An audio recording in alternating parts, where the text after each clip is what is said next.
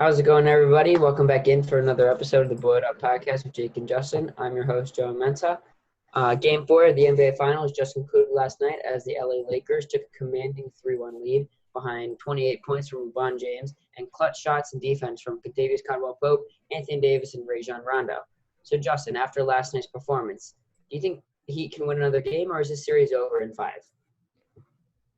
Based off what we saw last night, I think he can definitely pull off another game. I think this whole series kind of comes down to will Goran play? Because if Goran plays, I do think that he can push it to 7 games. I think they could win the next 2.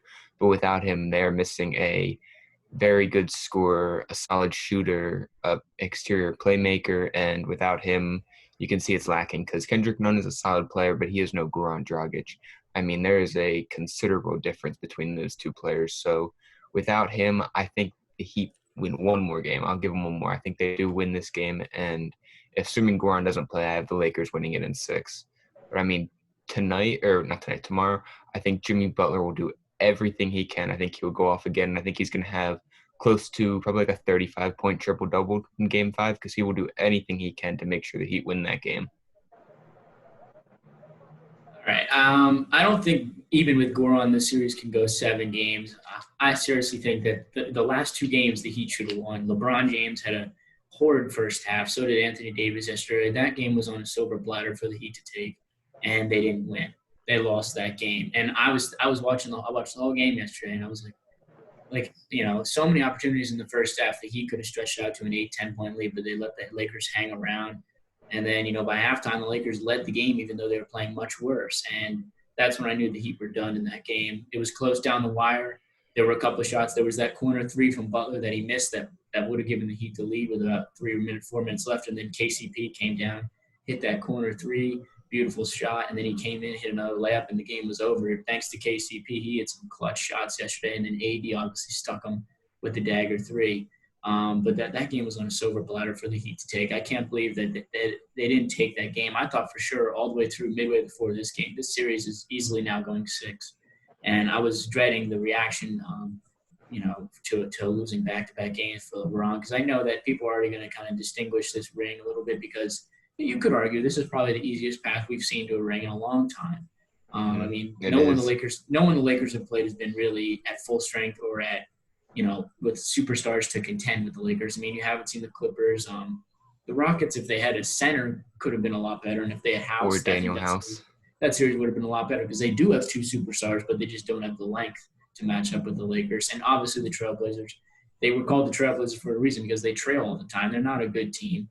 They were very overblown. They literally – they have Damian Lillard, but he's about it. And Damian Lillard, while he's great, is not a superstar because he can't take over on both ends of the floor. All these other guys can take over on both ends of the floor. Damian Lillard's a great player, but he's not a superstar, and he's not going to win a series by himself. He needs somebody else. He's I think he'd be best as a number 2 almost to a star, sort of like Kawhi and Paul George, but that's another conversation. But, yeah, the Lakers have had a really easy path. It looks like they're probably – I do think that he could win Game 5. I don't think they will. I think that LeBron is going to play a lot better game. He's had 2 back-to-back really bad games. I mean, he's had like 7 or 8 turnovers in each game. So, he's going to be better than that in this next game, I think. I think he's going to come out angry. He wants that Finals MVP. It's a really tight race right now. So I think LeBron comes out firing. And I think that they put this Heat team away in Game 5. I think the Heat, psychologically being down 3-1 is really tough. We saw the Nuggets do it, but I don't know if the Heat have enough right now to come back, especially without Goran and a hampered Bam. And, who knows how healthy Jimmy is. He's been up and down on the floor this whole quarter. He's definitely tired. He's playing the most minutes out of anybody. So you're going to have to rely a lot on other guys like Hero and Duncan Robinson. Hero's been playing well, but Robinson's been cold, hasn't been shooting.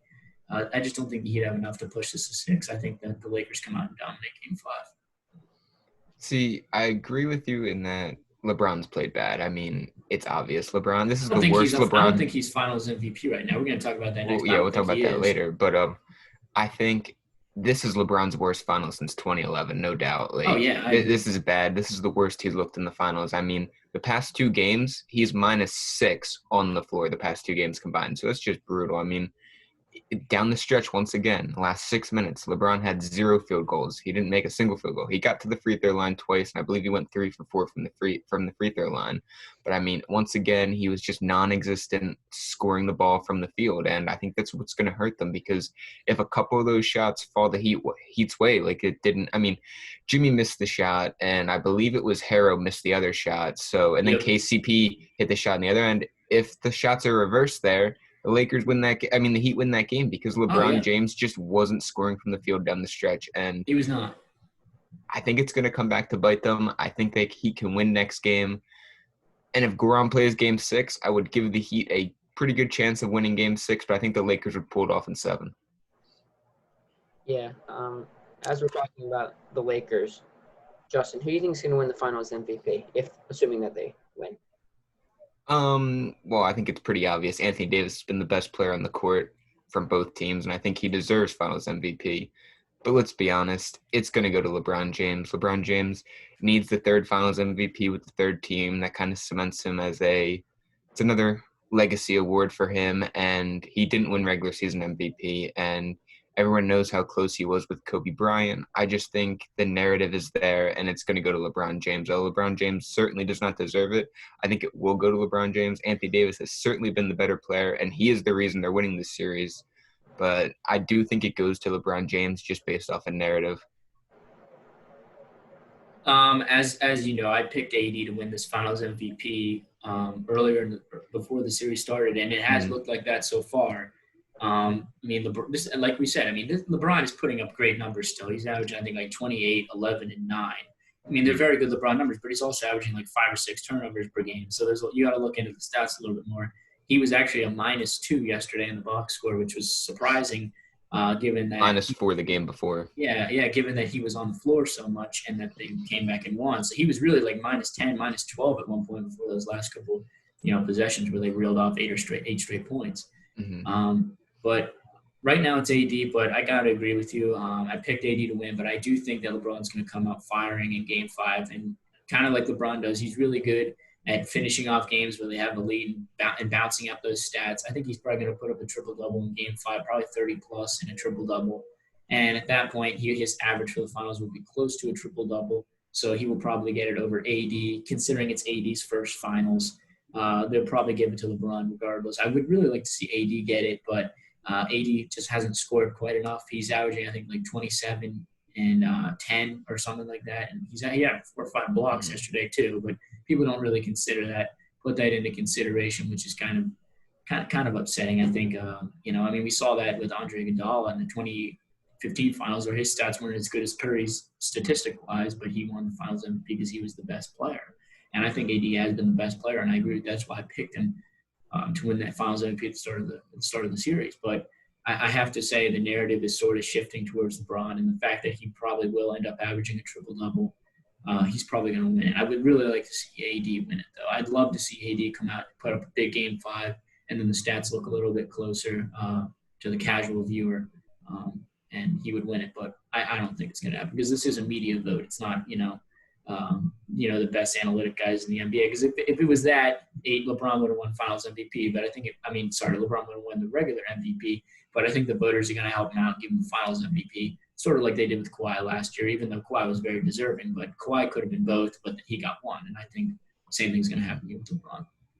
Yeah, since they gave it to Giannis in the earlier season, I think they almost have to give it to LeBron. But AD has certainly been the better player. I think he's been more valuable to the Lakers, and I just think he's had a better series than LeBron has. You're right. Looking at the numbers, LeBron may have scored more points, but if you dig deeper, AD has been more valuable to that team. So I really like AD.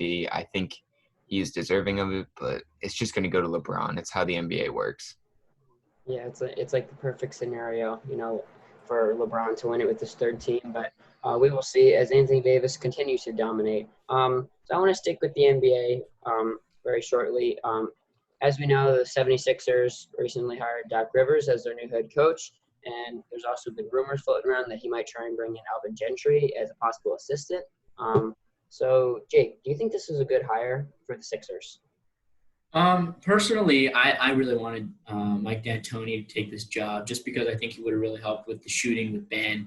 But I love Doc Rivers. He was my number 2 guy for our team. So I'm really excited to have Doc Rivers here. He's going to bring a lot of energy. And the main thing that I liked what Doc Rivers said in the press conference and that I noticed throughout his career is he's really good at getting the best out of role players too. And that's been a big problem for the Sixers.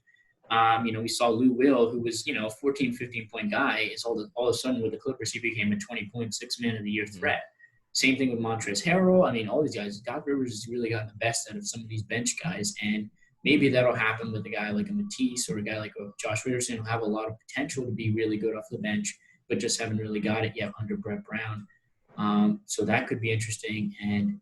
But I really wanted D'Antoni because I really think he would have pushed Ben to play in more of a three-point offense where he would have to shoot. Because I really would like to see Ben play exactly like LeBron James, don't take a lot of threes, but test the defense out every once in a while with a three-pointer. Doesn't have to shoot a great percentage. He could shoot 25%, but he's going to take those shots. That's going to allow him to get to the paint more. They're going to just stack the box against Ben if he continues to play like he did, sort of like a running back in the NFL. They're not going to let him get to the paint without fouling him, and he's not been a great free throw shooter either. So he's got to figure out the free throw. He's got to figure out the three-pointer. He's got a lot to figure out shooting-wise. I really hope Doc Rivers really pushes him.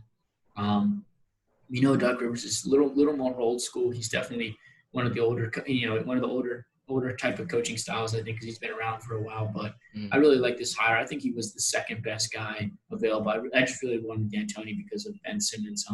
But I really love Doc Rivers. He's going to be an upgrade over Brett Brown. Not that Brett Brown is a bad coach, but Doc Rivers is a little bit better. So we're definitely upgrading there. But, I mean, we know the main problem with the team is the front office right now. We still have a lot of issues up there. We don't really have any idea of what we're going to do this offseason with Horford, with Tobias Harris, with all these bad contracts. And we need some bench players. We need some shooters. I mean, Doc Rivers is great at getting the best out of his players, but he's not going to turn Josh Richardson and Matisse Thybulle into 40% three-point shooters. I mean, that's just not going to happen. But so we got a lot to figure out outside of the coach, but it's a step in the right direction. It's good to have a coach early on rather than waiting. Like some of these other teams are still waiting. I mean, you want to get a coach early, especially since who knows when the next season is going to start. It could be December, for all we know, probably January, but still it's within 2 to 3 months. You want to have some team chemistry with a coach, before that. Mm-hmm. Yeah, I see where you're coming from. I also agree. I think D'Antoni was the right pick. I mean, would have been the right pick. I think his offensive skill set would have just fit Ben Simmons and Joel Embiid well. I think Embiid would have liked facing up more than posting up because we've seen it already. That's where he kind of prefers.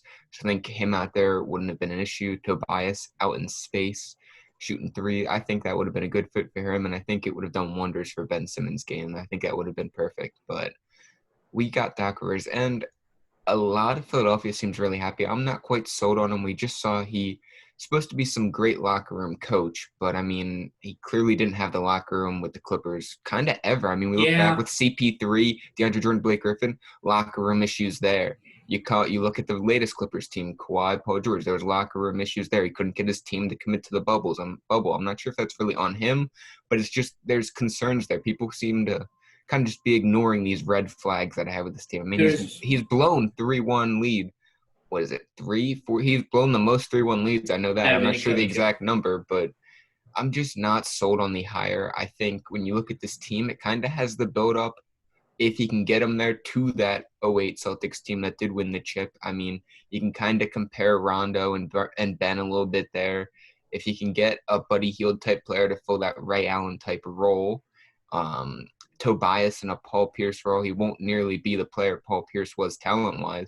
But, I mean, if he can get you 22 points per game like he did under Doc Rivers' system with the Clippers, that's only a couple less points per game than what Paul Pierce was giving you. You can get KG playing like Embiid. There's a little similarities there. I think it's not a terrible fit. I think you can make it work, but I'm not sold on it. There's certainly some red flags. I think people are kind of ignoring it. And I think that was kind of the ownership's goal. They just kind of wanted to get a big name in here.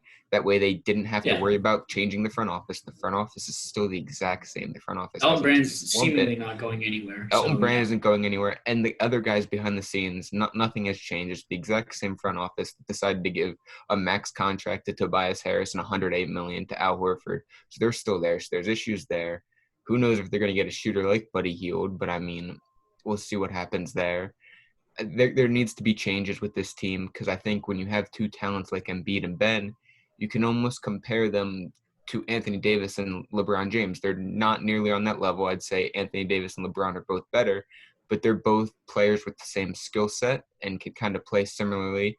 And I think if you build a team with shooters like the Lakers did, you would have success. So I think the real issue here is with the GM. I don't think if you kept Brett Brown, you would have had – like if Doc Rivers was coaching that team last year, I think you would have had the same result. Maybe you win one more game against the Celtics. Nothing would have changed. The coaching wasn't an issue really. Like there are much bigger issues. This is a minor fix.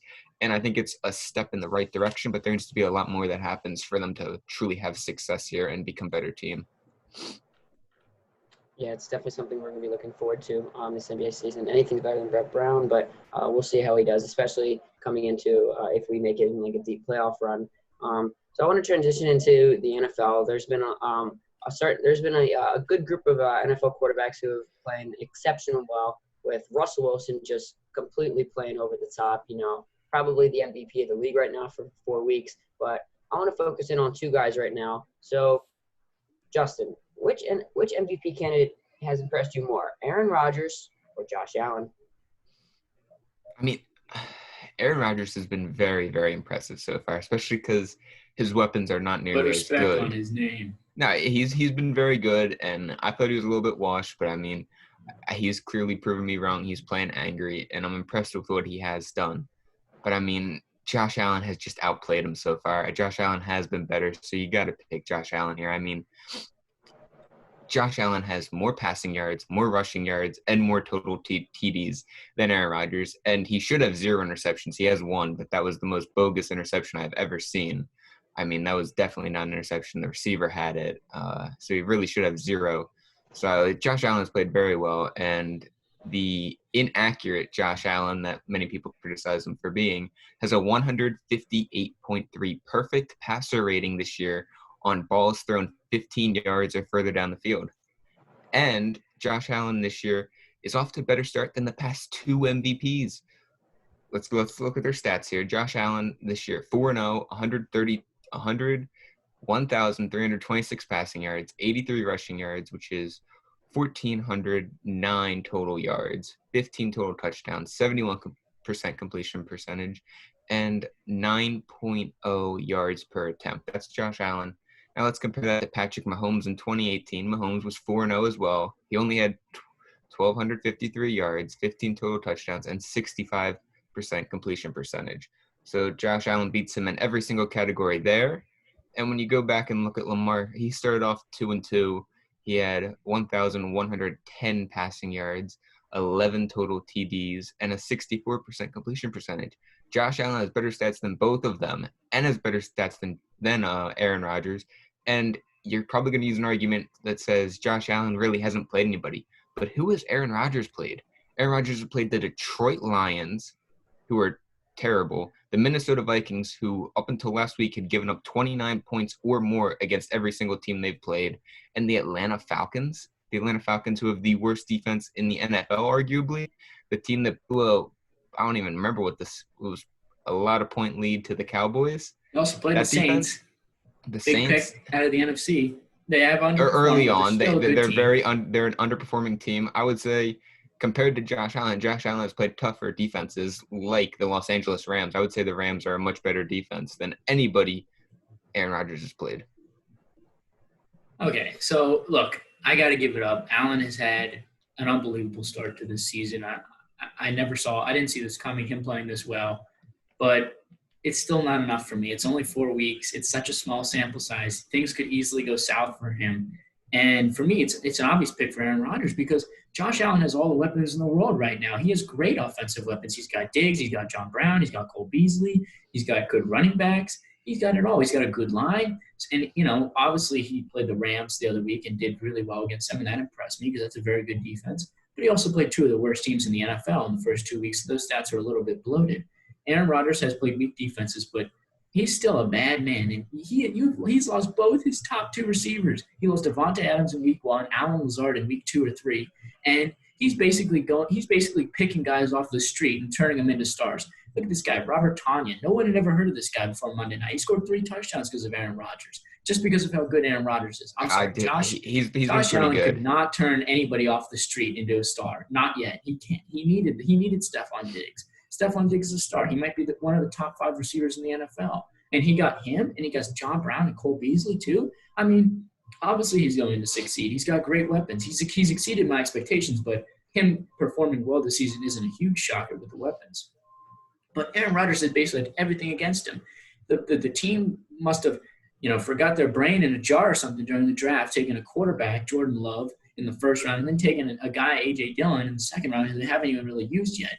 And yet still, Aaron Rodgers has just proved this year that he's still maybe the best quarterback in the league. I mean, the stats prove he's the best quarterback in the league. He's got the highest QBR in the first 4 weeks.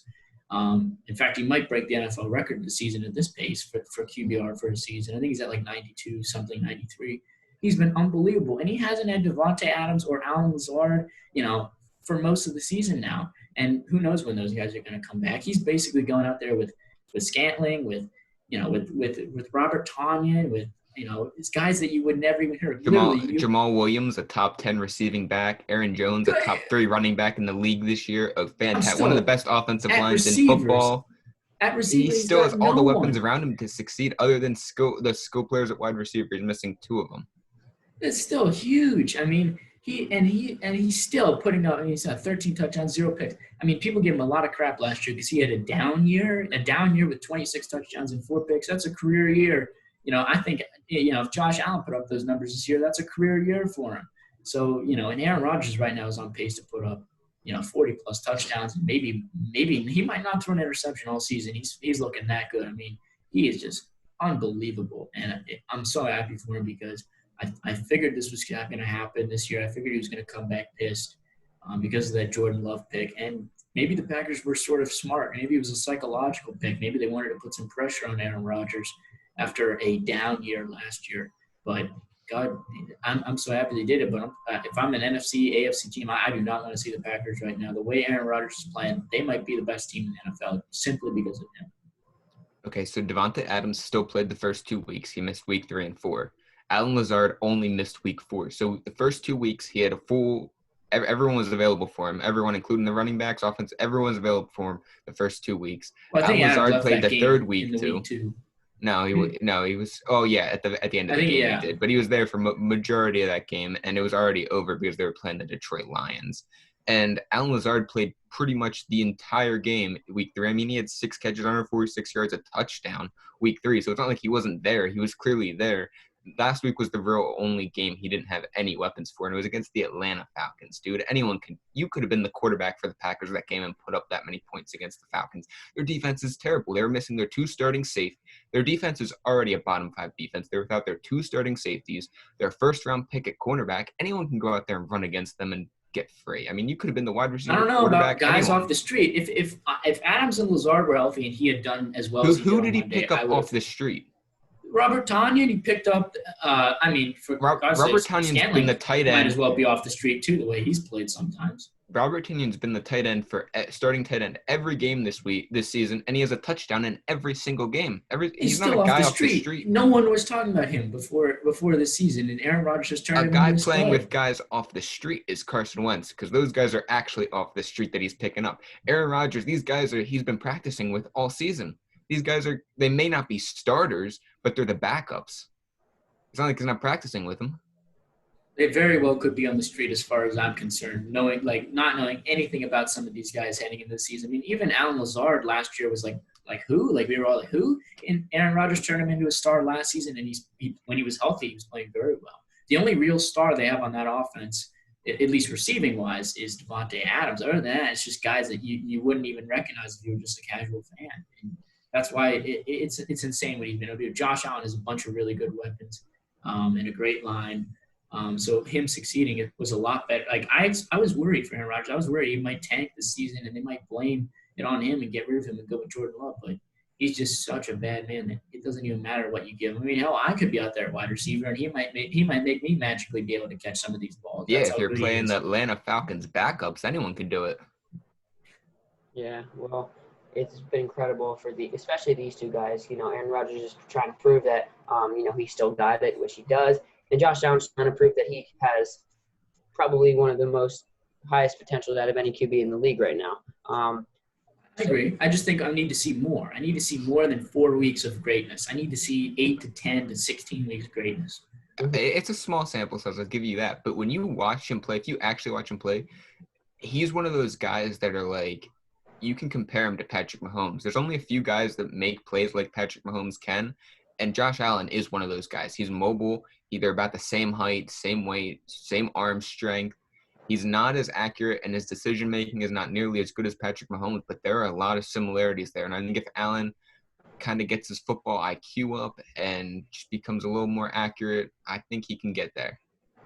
Yeah, the future holds bright for him, and Aaron Rodgers continues to dominate and prove that he is one of the baddest men on the planet right now. So sticking with the NFL, I want to know your guys' top 5 teams in the NFL after 4 weeks. Jake, I'll let you start. Okay, so this was a tough list to think of because there's a lot of competition, but my number 1 team right now is still the Kansas City Chiefs. I know it's – honestly, that game against Patriots didn't really show me much at all, but it was such a weird week. They thought the game was going to be canceled. Both teams kind of played sloppy. The Chiefs honestly might have lost that game had Cam Newton play, but they still won, and they're still the best team in the league. All around, they're the best team in the league still. They just have to play a little bit sharper, but they're still 4-0. They're still sitting pretty. I think they've won their last 13 straight games, which is pretty unbelievable.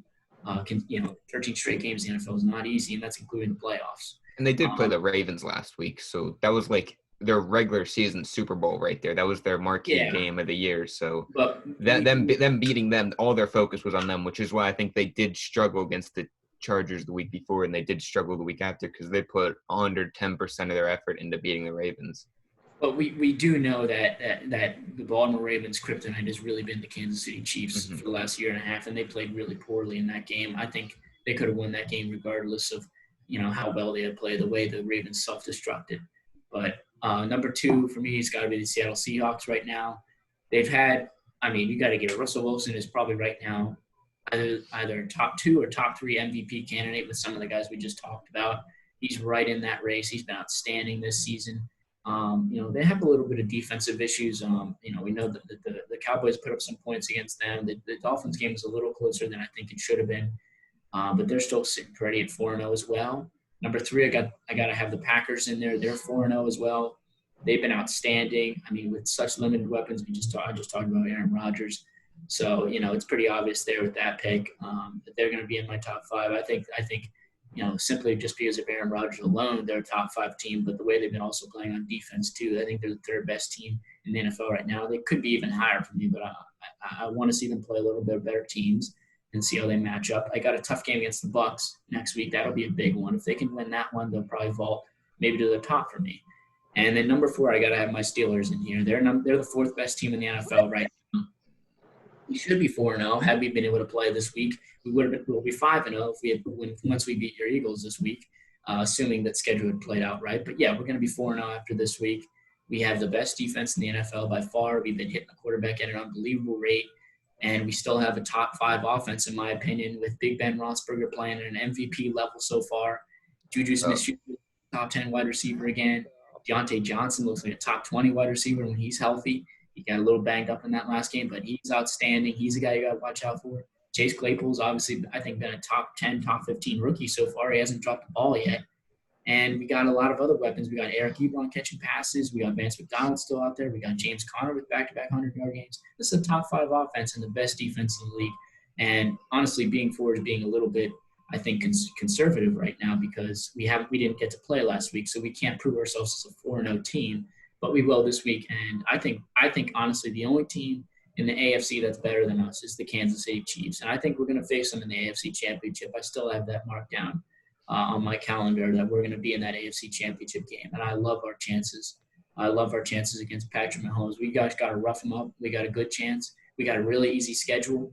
I don't know if we're going to lose a game until we play Baltimore on Thanksgiving. We might be undefeated heading into Thanksgiving Day. So I'm really looking forward to us maybe being 8-0, 9-0 heading into these next couple weeks. And then number 5, I got to put the that was a lot of bias right there, and I will explain all of that. The stats got to prove it too. The defense is the best. I will explain it. We'll talk about that next. I'm just saying. And then number 5, I got the Bills in there. I think the Bills are still a top 5 team. They've had, it's like I just said about it's a small sample size, and the Bills were good last year. They were 11-5 or 10-6 last year. They look better than that this year. I think they're going to win 12 games this year at least. But they've been they've beaten everybody that they played. When you're 4-0, you've got to have a spot in the top 5, in my opinion. The only undefeated team that I don't have on this list is the Titans, just because I think the Titans are a bit of a fluke. I think they're going to lose pretty soon here. I still think they're a playoff team, but I don't think that they're a top 5 team. But yeah, the Bills have to be in there, and I think that's pretty obvious. But we'll see. I definitely don't think the Bills will stay at 5. I think that there could be another team coming in there, maybe the Tampa Bay Buccaneers, the way they've been playing. But right now, they kind of fill up my list. Defensively and offensively, they've been really strong. But that's my top 5 for now. It's still early. It's still a small sample size. I don't think that the top 4 in that list will change. I think the Steelers, Packers, Seahawks, and Chiefs are the 4 best teams in the NFL, talent-wise, and just record-wise as well. I think they're going to be the 4 best teams. But that 5 spot, I think, will probably flip-flop. Jesus Christ. That's That was terrible. That's an interesting list. That's put it that way. So for me, I think everyone's number 1 is the Kansas City Chiefs. They're clearly the best team. They have the best quarterback, one of the best coaches, good run game, all the weapons Patrick Mahomes needs and more. The defense looks good. Matthew's playing well. They're able to hit the quarterback. It's a good team, probably the best team in football. So I have to put them number 1. Then number 2, here's where we start to disagree. I have the Buffalo Bills. I think their defense is solid. It's top 15, probably top 10. It's been a little worse than it was last year, but it's still a very good defense. You got Tre'Davious White, Micah Hyde, Jordan Poyer. You got pass rushers like Ed Oliver, very good linebackers as well. Good defense. You have all the weapons Josh Allen needs. You have a good run game with Singletary as your kind of elusive back, and you got the power back in Zach Moss. And Josh Allen's been a top 3 quarterback this year. So, I mean, I have to put them number 2. They're 4-0. They deserve to be there. Number 3, I have the Seattle Seahawks. I think the Seahawks are a very good team. Their defense scares me, though. They have a very good run defense. Their line's good. Adams is great at playing linebacker, but, man, we saw him get burned a lot these last couple of games. I said it when the trade happened. He is not a good cover safety. Not at all. He really can't cover. He's great as a weak side linebacker and rushing the quarterback. He is one of the most sack totals for a safety in the NFL. But, I mean, his coverage is a liability, and they don't really have the other coverage guys to make up for it. And I think that's where they struggle. They give up a lot of passing yards to Cam Newton, and Cam Newton doesn't really have that many weapons. They were a ground and pound team up until that game against the Seahawks. Cam Newton was rushing for 100 yards. White, Burkhead, Michelle, all those guys were rushing for all these yards, and they were throwing short passes. And then all of a sudden they played the Seahawks, and they were throwing 400 yards. Clearly the secondary is an issue there, and they're going to have to fix that up. That's why I have them at 3. Then number 4, I do have the Green Bay Packers. Aaron Rodgers has just been lights out, probably top 3 quarterback as well, and I just really like the way they've played. They're going to get Devontae Adams back, Lazard back in the future, and Aaron Jones has just been outstanding this season. Last year was top 5 running back. He's back being a top 5 running back again this year. A.J. Dillon's been a good power back when they need him to pick up short yardage, and Jamal Williams has been catching everything out of the backfield. The defense is a little shaky, but they do have a good quarterback in Alexander, and their pass rush has been sufficient enough to get them by. I think they're number 4. And finally, at number 5, I have a bit of a shocker here, but I have the Indianapolis Colts. They have the best defense in the NFL, and it's not even close. I mean, they're just locking everyone down. They're rushing the passer incredibly. It's pretty insane. I really like their team. Phillip Rivers has been a good quarterback. He's been one of the best when it comes in terms of accuracy and yardage per game. Phillip Rivers has been fantastic. They have Jonathan Taylor running back, Mo Alexander, I believe it is, Cox. I believe that's how you pronounce it, with T.Y. Hilton, Michael Pittman, Zach Pascal. They have all the weapons that they need. Phillip Rivers has been fantastic this year, Jake. What? Fantastic. That they have the number 1 defense in the NFL. Have you watched the Colts game? They're 3-1 for a reason. They're lucky 3-1. They should have lost a couple of those games. They could easily be 1-3. They should have lost a couple of games. They won them very decisively. They killed the Jets 36-7. Wasn't even a game. They did lose to the Jaguars week 1, but I don't blame them week 1. Week 1 was a kind of a fluke. First game of the season. I don't blame anyone for losing game 1. And they upset the undefeated Bears in a great defensive showdown. That defense showed out. It's been shown out all season. They clearly are the best defense. I love their coach, Frank Wright. He's done wonders with that offense, and I really like their team. I think they're going to be a sleeper team that makes a deep run this season just based on that defense. That defense is elite. It's insane. The top 4, I can't disagree with, really. They're all in contention there, but putting the Colts at 5, I mean, what? They deserve it. They got a great defense. I'll give them that. But that offense with Phillip Rivers, I mean, I think I have a better arm than Phillip Rivers. They're not going anywhere. Not this year. Phillip Rivers looks rejuvenated. He has been incredible this season. They're not going anywhere. I'm sorry. As long as Phillip Rivers is the quarterback, maybe if Andrew Luck was there still, they'd have a chance. But no, I don't even think Rivers has been good. I think they're a playoff team, maybe. Maybe just because of the 7-team format. But no way that you can say that this team is top 5 right now. I mean, they lost to the Jaguars, for Christ's sake. I don't care. It was week 1 without a preseason at all. Phillip Rivers' first game as a Colt. It's bound to happen. I mean, the Bucs lost game 1 to the Saints. And that game against the Bears, they only put up like 19 points. And the Bears have one of the top 10 defenses as well. Still, they barely beat the Bears, who are a fluke 3-0 team. They really should be 0-3 at that point. They're not what their record says they are. Their defense is good. They're going to get it. The Colts are going to get exposed soon, and you're going to regret that pick if I was no.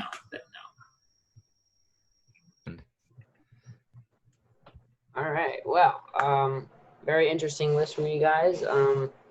Last topic I want to talk about, though, is the Eagles versus the Steelers, as Carson Wentz and the Eagles look to go back on the road and hopefully go back-to-back wins, and hopefully Carson Wentz can, try and do something good against that tough defense. So, Justin, who do you think is going to win this game? There is no doubt in my mind that the Eagles end up winning this game this weekend. I mean, they are just a better football team. When you look at the Steelers, I think they are the most overrated team in the NFL. While their opponents so far, the Steelers are 3-0.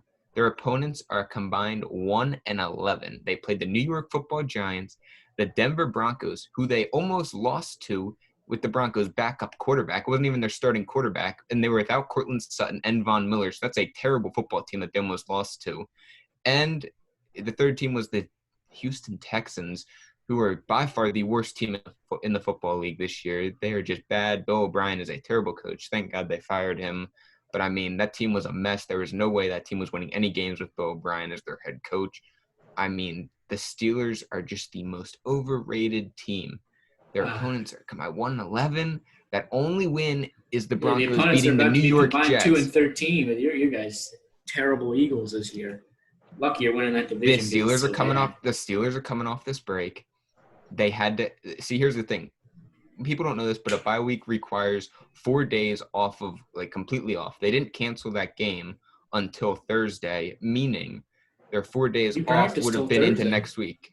Yes, but you were practicing for the Titans. You didn't get to practice. It's not a real bye week because you guys weren't allowed to practice. Yeah, it was a joke. I mean, we got the short end of the stick. You guys got screwed, and I think that comes back to bite you in this game. You guys don't have the momentum. The Eagles have all the momentum going in their favor. They're getting Alshon Jeffrey and Deshaun Jackson likely back this weekend. So it's 2 explosive threats for Carson Wentz to throw the ball to. You know whose defense has actually been better than the Steelers' defense? That's the Philadelphia Eagles' defense. Darius Slay has been one of the best cornerbacks this year, he's never let a receiver get more than 50 yards this year, so Juju is going to be locked down. You're going to have the pass rush has been the best in the NFL. You know who has the most sacks? You know what team has the most sacks and QB hits in the NFL? Well, it would be my Steelers if we had played a 4th game. Really? Because is that why they have a 5-sack lead over the Steelers? Easily. We could. I think we're going to have 6 or 7 this week. There's not a chance. Jordan Mailata looked great at tight end, at left tackle. They got Zachary. You guys are in for a treat this weekend because you guys are going to be dismantled. Carson Wentz is going to pick that defense apart because T.J. Watt and Lane Johnson, that's going to be an exciting matchup to watch. But I think Lane Johnson gets the better end of that. You guys don't have the cornerbacks that really scare me off. It's all in your pass rush. And the Eagles' offensive line has been fantastic since week one. Week one was a debacle. They didn't let Carson Wentz really get the ball. But, man, when Carson Wentz gets out of the pocket and has time to throw, we saw him dissect that 49ers defense. And I just think the Eagles will win this football game. I think the Steelers are frauds. They really shouldn't be 3-0. The only treat that you're going to see on Sunday is going to be me, eating some food after we convincingly beat your guys' Eagles. I mean, it will not be close. I think it's going to be a 2+ touchdown win. First of all, the Eagles beat the 49ers, who were depleted all around on their team. I mean, they've been the most injured team in the NFL. So in my opinion, that's not a real win. If the 49ers were healthy, they'd be 0-3-1, which is slightly better than 0-4. Although honestly, I would rather be 0-4. I mean, you let Joe Burrow tie you, for Christ's sake. That team is terrible. They should have beat the Bengals handily, and you guys lost. And telling me Carson Wentz is going to dissect their defense, he's got the third worst QBR in the NFL right now. Who's he throwing? We're going to be dissecting that offensive line, and maybe Carson Wentz will probably be out in the first quarter hurt. Your defensive line is not going to do anything on offense. Lane Johnson is going to shut down T.J. Watt. You lost Hargrave up the middle, so Jason Kelce will be able to body up him, and Jordan Mailata is a beast at left tackle. He didn't let the 49ers defense get anything Wentz on him. Better be praying this week that Bud Dupree, that T.J. Watt, that Devin Bush don't crack his head open this week, because they're going to be coming at him like a mad dog. T.J. Watt won't do anything. T.J. Watt will have nothing on Wentz because he's going up against Lane Johnson. It's T.J. Watt. He's still the best. Lane Johnson's arguably the best right tackle in football. The dude hasn't allowed a sack in like years. He's going to Watt will be locked up. Now, Bud Dupree and Devin Bush are another issue, but I think Jason Kelce will be able to handle that up the middle if he gets on him. And I think that Jordan Mailata is doing a fantastic job at left tackle. I really enjoyed watching him. I mean, former rugby player turning into an NFL stud at left tackle. He just shut down. I mean, he outplayed the 49ers left tackle, and the 49ers left tackle is an all-pro.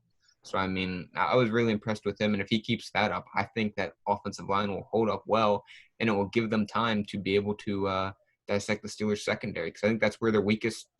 The Steelers secondary is definitely the weakest part of that defense. And I think if you have Djax and Alshon back, if you get healthy Miles Sanders, Zach Ertz, Greg Ward in the slot, I think it will be a good game for the Eagles.